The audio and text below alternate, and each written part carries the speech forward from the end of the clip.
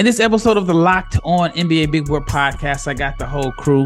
I guess today our name will be the Triangle Offense, and we are going to talk about the top two-way players for the 2023 NBA season. We're going to talk about guys that we think can have their two-way contracts converted to standard contracts, and also which guys we're actually shocked to find out that they're on two ways and why two-way contracts are such a big deal. Stay tuned.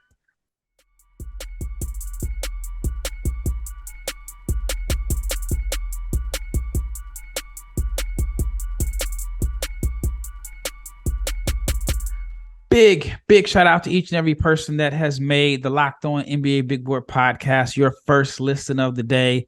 I appreciate each and every listen. I'm sure Richard does. I'm sure Leif does.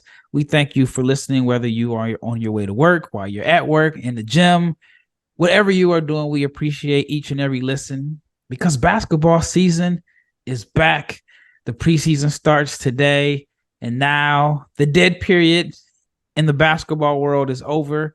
And within maybe a month or so, college basketball will start. Because I feel like we've been talking about what ifs. I mean, of course, there's always what ifs, but we've been talking about high school guys. And I'm just glad that games are on the way.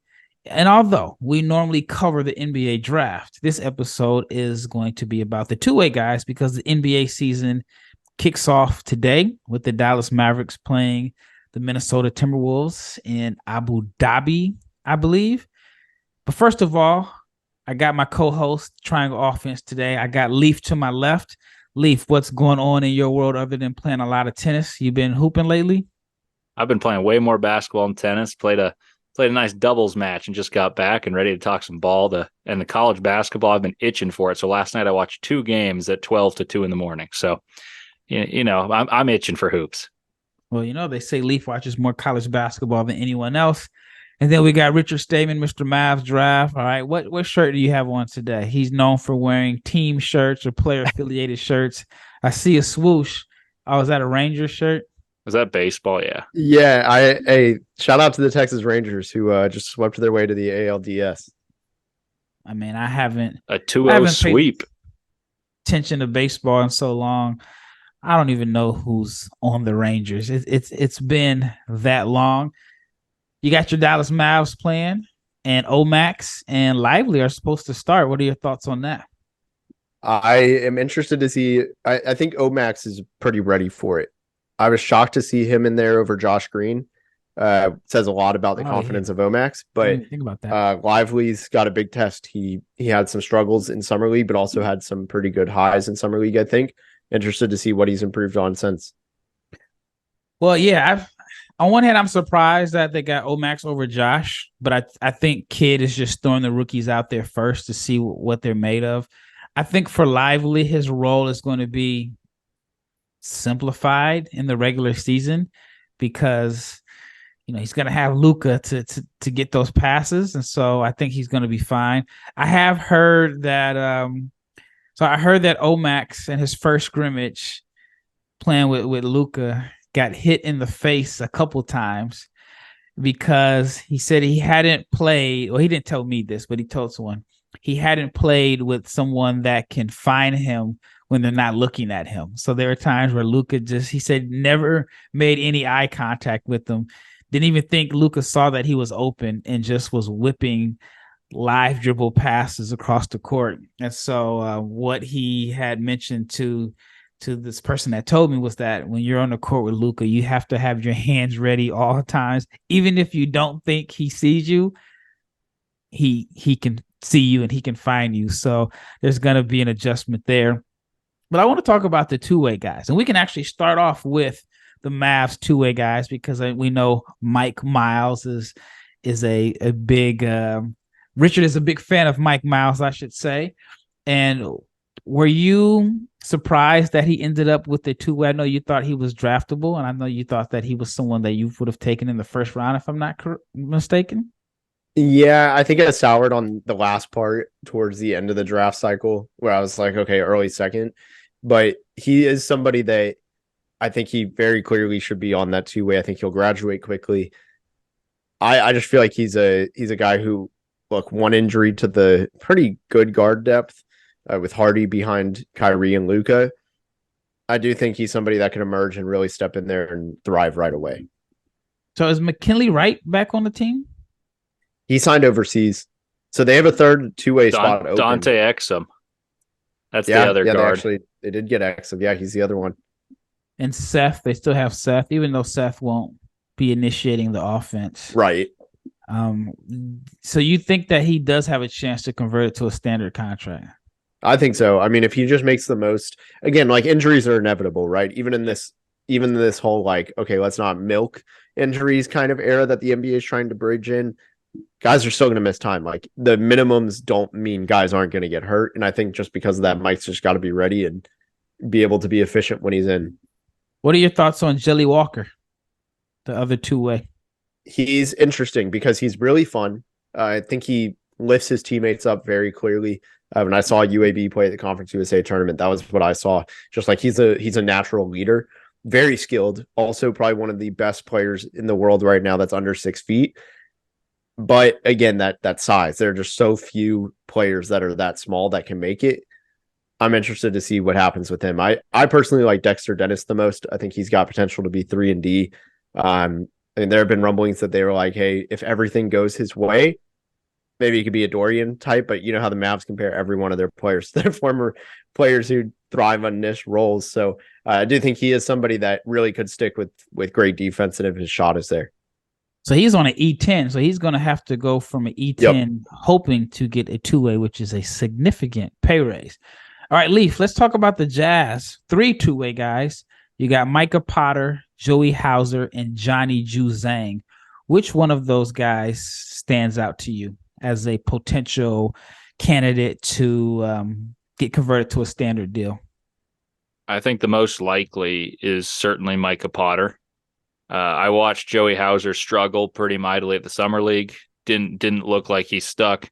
I've said for a long time, even though Johnny Juzang played some minutes for the Jazz last year, that I don't see him as an NBA player. I don't think he was very good at the Summer League either. And Micah Potter was good. The issue for Micah Potter is the Jazz have pretty good depth in the front court, including the question of, let's see, if you break it down, Walker, Kessler, Lowry, Markkanen, John, you got Collins playing Markkanen playing the 3, but now if you count those all as big bodies, you got Kelly Olynyk, Omer Yurt 7, Taylor Hendricks, Luka Samanic, and now you get into the weeds with Micah Potter. And then there's a bunch of young guards. So I think it's hard. I don't think any of them will, but if you ask me which one's most likely to, I'd say it's Micah Potter. What are your thoughts on Juzang? I think he's a bad defender, and I think that he is a good shooter, but not good enough to be just a knockdown shooter. I think he's used to being a guy who puts the ball on the floor, and I think he's a defensive liability more so than he is an offensive weapon, which I think like the Jazz already have Sensabaugh that's looking to be that spot up shooter, and youth. There's players that are younger than him, and I think more talented. So his roster spots can be pretty hard to accomplish getting. And also Romeo Langford's another guy the Jazz brought in. I also think fits that same pedigree. Yep. All right. So we cover your 2 teams in a sense. Well, I guess we got one more team to cover since you are Mavs/Magic draft. What are your thoughts on Orlando's two-way players? I'm actually, 2 of the guys did a lot of their training in Dallas, and so I've had a chance to just kind of watch them in like open gyms. Kevon Harris, who on one hand, I'm glad to see that they believe in him enough to bring him back, but I thought that he's played well enough to earn a standard contract. It's just a logjam there. And Admiral Schofield is a guy that's just been hanging on by a thread, it seems like 3 or 4 years now. What are your thoughts on those 2 guys?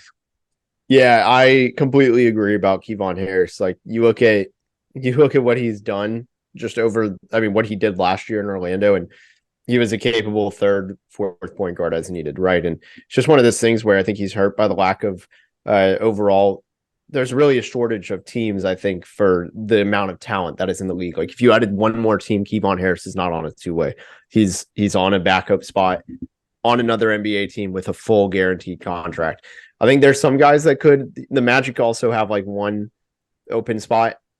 There's some guys that are interesting. Mac McClung, I know a lot of people like him, but I think Kevon Harris is the impactful one. Kind of like you said, Schofield, I liked him in 2019, I think. Yeah. He was somebody that intrigued me, but the size has really limited his game from translating up. Like he's pretty much a 6'5" forward and none of the best ways.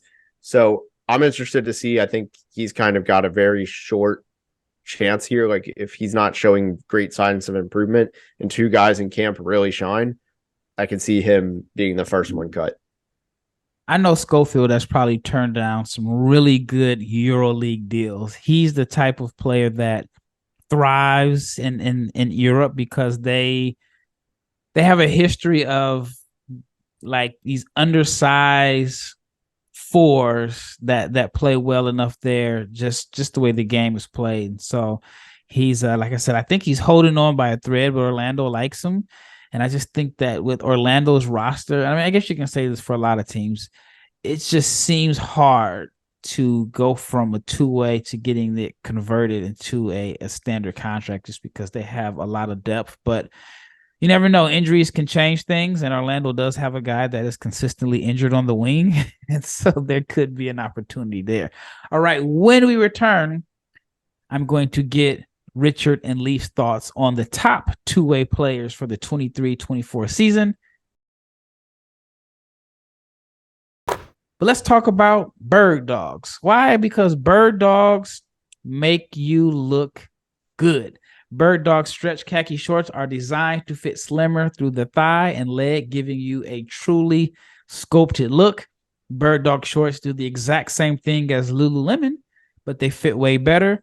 And they fit way better than regular shorts because regular shorts are made out of a stiff, restrictive cotton.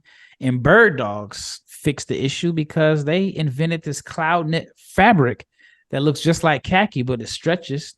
So you get a way slimmer fit and you do not have to sacrifice movement. And Birddogs also uses an anti-stink sweat wicking fabric that keeps you cool and dry so you're not musty. And Birddogs are functional for any occasion. You can wear them to play golf, on a date, on a night out of town, to the pool, to the workout, to lounge, to work. So I know Leif has his Birddogs collections. He's got the hat. He's got the whole, you got the drink, right? The, what's it called? The tumbler. The tumbler. And Leif said he wears his Birddogs to play tennis. Probably wears them to play basketball too. I'm always rocking Birddogs. I got to wear the hat to play tennis. I wear the shorts to play basketball, golf, tennis, anything basically. And then I got my sweats recently. The weather's a little cold here, so I might be rocking some Birddog sweats now. Yeah, see, you have the sweatshirt on. Dallas is still summertime. I guess it cooled down a little bit, but it was still in the 90s. But you can go to birddogs.com/LockedOnNBA to enter the promo code LockedOnNBA at checkout for a free Birddogs water bottle with your order. That's birddogs.com/LockedOnNBA for a free water bottle at checkout. You will not want to take your Birddogs off. We promise you. All right, second segment. We are going to talk about the top two-way players. I guess we can start off with our favorite two-way players and the guy that I'm looking forward to seeing on the two-way deal that I hope he gets an opportunity. And I think if he gets an opportunity, he is going to shine. And it is Terquavion Smith. I'm a big Terquavion guy. He's in Philly. I think we don't know what's going to happen with Philly. We don't know if the Harden trade is going to open up some playing time, or more than likely they're going to get some guards back if Harden is traded. I still think the trade is going to happen. But Terquavion is a player that I thought showed in Summer League he should have been drafted. He outplayed some guys that were first-round picks. And he's just fun to watch because whenever he's on the floor, you know something exciting is going to happen, whether it's a deep shot, an athletic play. He is a guy that I'm really high on, and I think he could be a Bones Highland type player. Now, it'll be interesting if some type of deal is made out where they end up on the same team. But who's your guy, Leif, that you are looking most forward to seeing on a two-way contract? I think Moussa Diabaté is probably the one that stands out to me for the Clippers. I know the Clippers have plenty of players that are accomplished, can play multiple positions, so it makes it a little more difficult to crack that rotation and make yourself a valuable asset. But I watched Moussa Diabaté in person play the G League last year against the Utah Stars, and he looked like he was men against boys, except he's kind of the youngest player that was out there, and he looked easily the best player. I want to say he had like 26 and like 14, and it could have easily been more. Everything that he did, like at Michigan, that made you think, oh, he's intriguing, he refined and did against pros, and it was really impressive. And honestly, the Clippers probably have the best two-way player. There's just a little bit of drama around this player, and it's Josh Primo. I mean, if we're saying Josh Primo just for the basketball, this guy was the 11th pick of the draft, is unbelievably talented and is young. There's just a little bit of baggage here, and I don't really want to address the situation, but I just want to say that in terms of basketball ability, I would say he's the best two-way player. Yeah, I mean, he would not be on the two-way if it wasn't for the situation that he was involved in. I'm actually surprised that he got back in as soon as he did. And then the 4-game suspension is pretty interesting. I wonder if he's just elevated right away. The only reason I brought him up is to say that I think he's one of the most likely to be put onto an active roster. Do you think that's a situation where the Clippers believe that the Harden trade is coming and they're going to have to move depth? It's not going to be a one-on-one deal. So you trade whatever. I'm guessing it's going to be some combination of I forgot. Is it Marcus that's there or Markieff? Marcus. So combination of Marcus, Morris, Batum. You got to throw in. I imagine you have to throw in possibly. Oh my gosh, I can't think of his name right now. I just watched him work out in Las Vegas a couple weeks ago. Norm Powell. And then if there's like if there's multiple players coming in, and then Harden, multiple players going to Philly. Then you get Harden and then Primo. So I think that's one of the reasons the Clippers are taking the gamble, because I still think that there's some way, somehow believe that they're going to get Harden and Philly is going to fold. But that's just my thought behind it. I don't have any intel on that. Richard, who is a two-way player that you were looking forward to seeing this year? Well, I think I saw the smile, so I think I know he's going to talk about. We said favorite, so I mean, I'm just going to shout out the Indiana Pacers. They got Oscar Tshiebwe, Isaiah Wong, and Kendall Brown. You guys can figure out from there. The other answer I really want to give, first of all, Primo is definitely the best player on a two-way, not even debatable. But somebody who I think is up there too is Neemias Queta, and now Boston.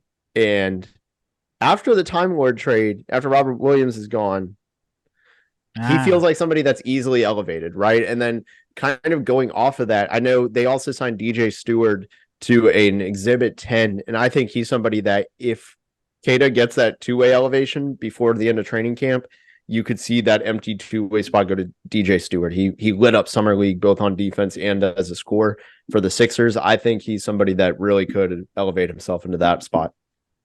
That makes a lot of sense. I totally forgot about that they signed him. And I'm a guy that was on the live draft show a couple years ago saying that Queta was going to be the Kings starting center by the end of the season.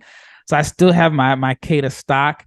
But it does make sense to me now because everyone says, why'd you give up Robert Williams and they don't have another rim protector? I guess I guess some people think that Porzingis is a rim protector in a sense, but Queta can fill in the Robert Williams role, I think, to at least 50% of it for a significantly cheaper rate.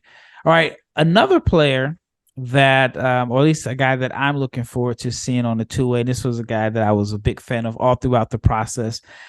I don't think he'd be a two-way if he stayed in school, but it's Gigi Jackson. I think outside of Primo, Gigi probably has, in my opinion, the highest upside out of all of the guys on two-ways, but I think he has a very, very uphill battle for playing time. And so he's in a unique situation because the talent is there. And I've said it numerous times. I think if he stays in school one more year, even in this draft class, he's a top 5 pick, especially in 2024 draft.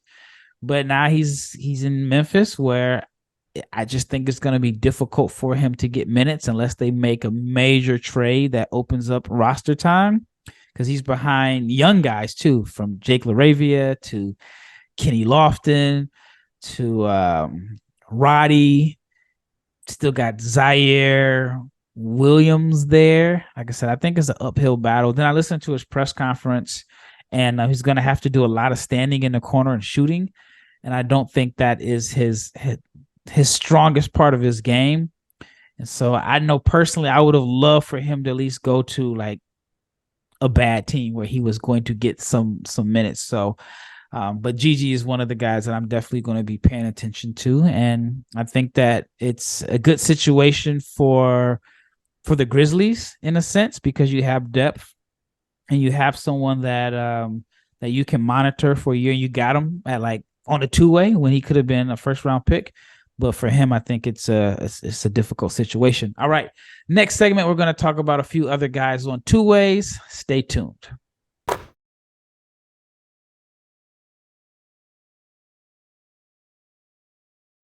All right, last segment. And I'll start off with you, Richard. Who is another player on a two-way deal that you think is going to possibly get converted to a standard contract, or you think can actually play a role and provide some good depth for a team? I got two kind of co-answers. They're on the same team. So the Golden State Warriors have two-way guys that really intrigue me. Lester Quinones, who shot the lights out at Summer League, and Usman Garuba, who also up there for best two-way player. I still have no idea how he and Ty Washington are on two ways that quickly. Garuba is an impactful defender. The passing's real. He doesn't do much scoring, but you look at how much the Warriors have utilized guys like that over the years. I just feel like that's a match made in heaven for Garuba. And then also you can just never have enough just shooting in any team, even with the Warriors. And I think that's where Quinones can step in. Yeah, I've always felt that Garuba is going to look better on his second team and on a team that is winning, because I just don't think he's ever going to look good on a bad team. My theory is, like, if you're on a bad team like Houston was last year, you have to know how to hoop. And if you know how to play basketball, you're trying to play basketball the right way, you're just going to look bad. Like, you swing and make that extra pass on the Houston Rockets last year, you're not getting it back. And so I think he has more value to a team that is competing than he does on a rebuilding team that just has a bunch of young guys that are trying to get their shots off. What about you, Leif? Who's another two-way player that you're looking forward to seeing? I was definitely thinking about Quinones, so that's one that I'm fully on board with. And I also think that I'm not sure it's right now. I like Colin Castleton on the Lakers. Yep. I think Castleton is a player that, injury could happen there, and he steps in and he's skilled, he's long, he's coordinated, and those type of players tend to flourish next to LeBron James, someone who can. And even if LeBron's not like playing a lot of minutes with him, I think those type of players tend to develop and have confidence instilled in them by the way that the bigs play around LeBron, which is defense, run, catch the ball in space, power dribble, dunk. Like it's a rhythmic way to play, and I think he fits that mold very well. I also thought that like Jay Huff would have played well there had he been given opportunity. He was there, but he was in the G League, and I think Castleton's a far better version of Jay Huff. So that's a player that I'm not sure it's immediately success that I see like breaking into a two-way right away and becoming a 12-man guy. But I think in time he's going to be pretty successful. I would not be surprised if Colin Castleton passes up Jackson Hayes on the depth chart.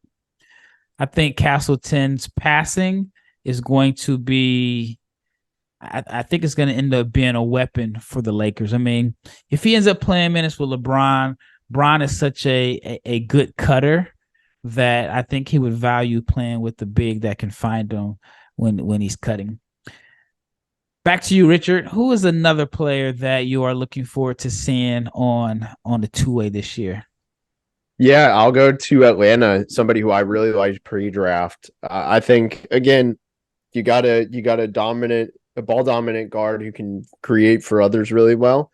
Spot up shooting is going to be necessary. I think Seth Lundy is a guy.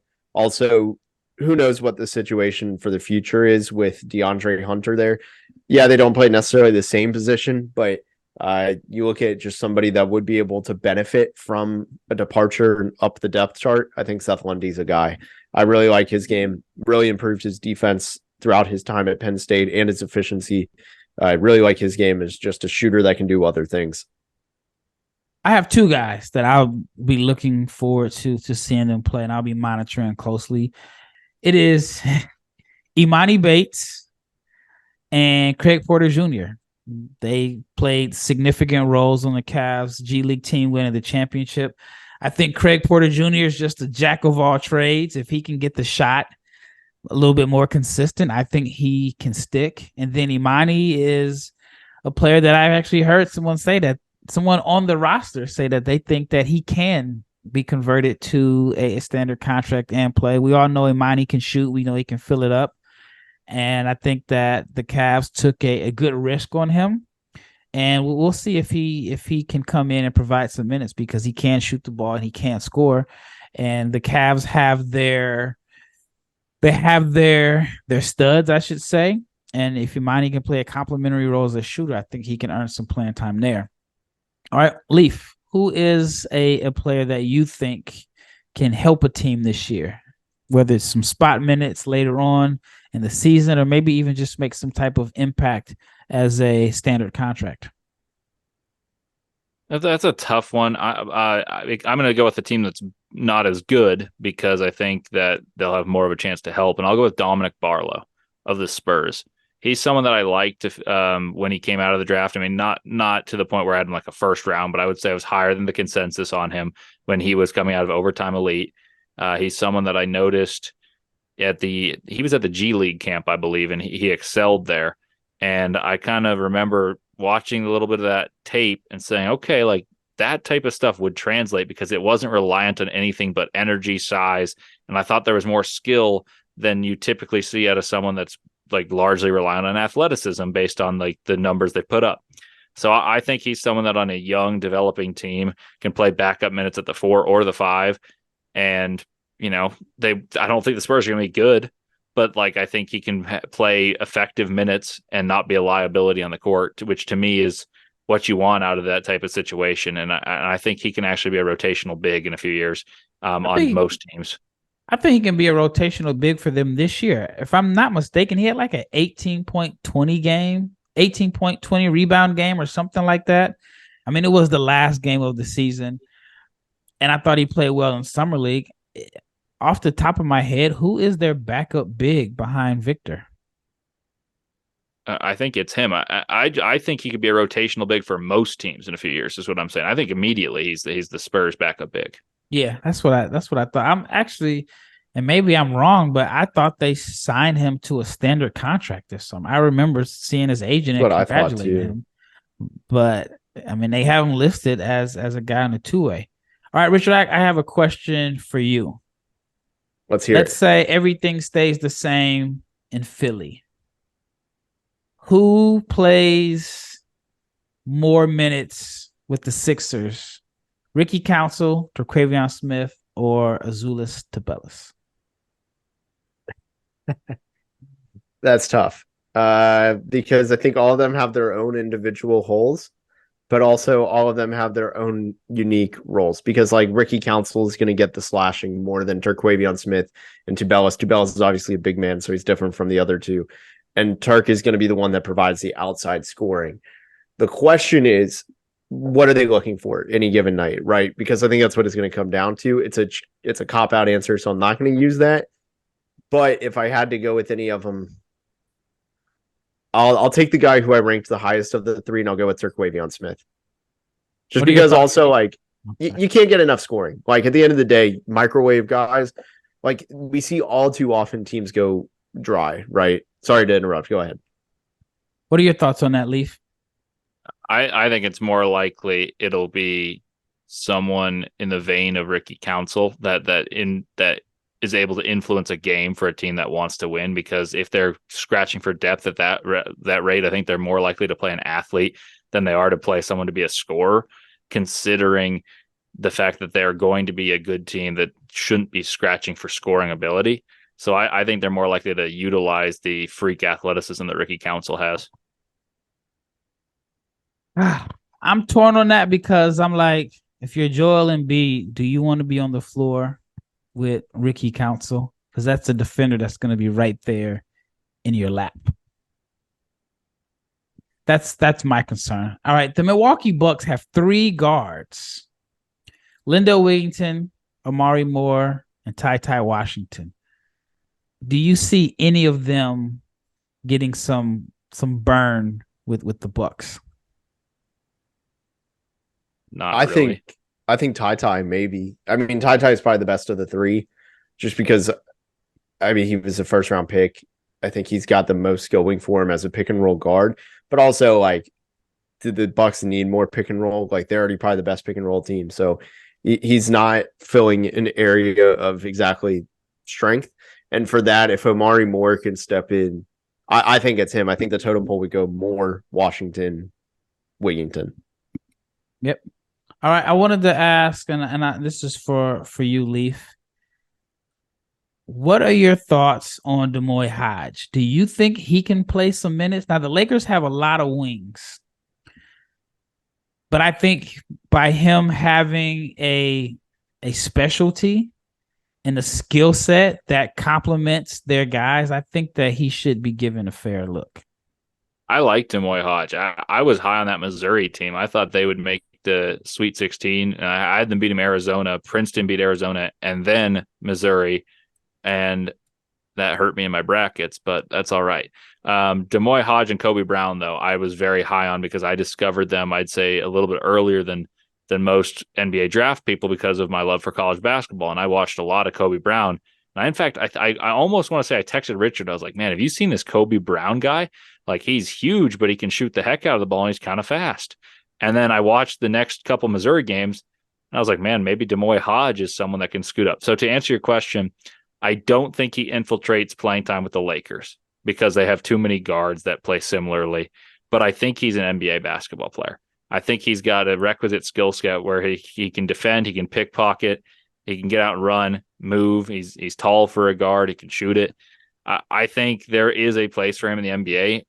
I don't think it's with the Lakers and the way that they're built right now. Question: where's Kennedy Chandler? Is he on a 2-way? I don't know. Because I know he signed a contract that was at the time like the largest contract for a second-round pick with Memphis. He played for the Nets at Summer League, I believe. Yep. And where's he at now? Is he on the 2-way or is he on a standard contract? I think he's an outright free agent. Mm-hmm. That's tough. I mean, this is like just going back to what we talked about, Jelly Walker. I mean, Kennedy Chandler is 6 feet in second-round draft pick. And he was a pretty highly rated recruit. Like, the fact that he's not sticking, it's an unfortunate message to undersized guards that it is just ridiculously ruthless. Yeah, I mean, Sharif Cooper, last I checked, at one point, he was averaging 26 a game in the G League last year, and he's not on a 2-way. He's on an Exhibit 10 deal. So if you're like, I don't know, are you discouraged if you're Elliot Cadeau or Aiden Holloway? And that's exactly like what I have the issue with Cadeau is like, he is so skilled. I think he's an incredible floor general. He makes his teammates better. But like, he's even if he's 6'1", he's probably too small. And it's so hard unless you are, a cream of the crop scorer at that size with the playmaking. It's really hard to make it in this league. Yep. All right. Any last words on guys that we didn't discuss that you think have a chance to make an impact this year, or someone that you're surprised that they're on a 2-way? I got 2 guys. So Teo Maledon and Charlotte, I thought he was really good. And then also I'm interested to see with Miami. They got 3 guys I think that are all pretty solid. Drew Smith, Jamal Cain, and RJ Hampton. I think Jamal Cain was actually with Miami last year and had some flashes. I think he's the most likely to get elevated. But RJ Hampton's probably, look, if he can thrive in Miami, it's a really good reclamation project. He can play defense. I watched a lot of Magic games with him. Yeah, with him, you don't want the ball in his hands all the time. He's growing in that area still. But if he can find a way to be an elite defender for guards, I think that would go a really long way just to the NBA for him in general. What about you, Leif? Well, I think Trent Forrest, because he's been an NBA guy, likely has a pathway to be that for the Hawks. I think he's got a chance. And then I would go with Jalen Wilson, rookie from Kansas, just because Wilson's not a great shooter, but he is strong, athletic, switches. He's a really good rebounder. And I think the Nets have a lot of players that play that way. If someone gets hurt, I think there's a very real avenue for him to not have to alter his game and have him, thrive as an energy guy off the bench. All right, I got one for you, Leif. You'll find a joke in this. Do you think David Locke is upset to see Udoka Azubuike playing for the Phoenix Suns? I doubt it, to be honest with you, but I'll ask him tomorrow. I'm seeing him tomorrow. That's good. That is really a really good question. I'll tell you what, I'm not. Well, that wraps up this episode of the Locked On NBA Big Board podcast. I enjoyed this topic with today our name is the Triangle Offense. I think we were the big 3 the last episode with Leif Thulin and Richard Stayman, and we are out.